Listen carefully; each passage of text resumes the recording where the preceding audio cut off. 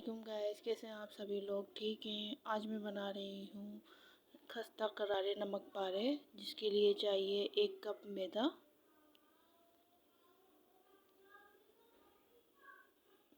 और इसमें हम डालेंगे 1 चुटकी या थोड़ी सी अजवाइन।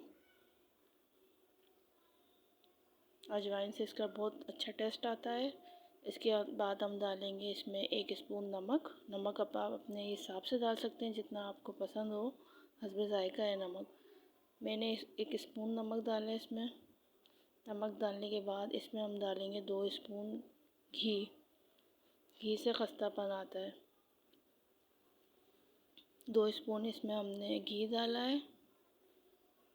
ये डालने के बाद इसको अच्छी तरह मिक्स करेंगे और थोड़े थोड़े पानी से लेके इसको गूँधेंगे आटे की तरह।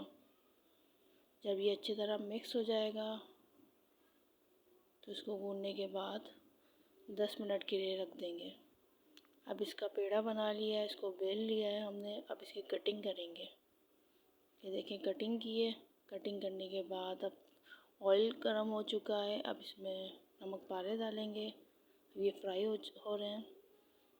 ये देखें, रेडी हो चुके हैं। अगर आज की मेरी वीडियो आपको पसंद आई है तो लाइक करें, शेयर करें, सब्सक्राइब करें। मिलते हैं एक न्यू वीडियो में। तब तक के लिए अल्लाह हाफ़िज़।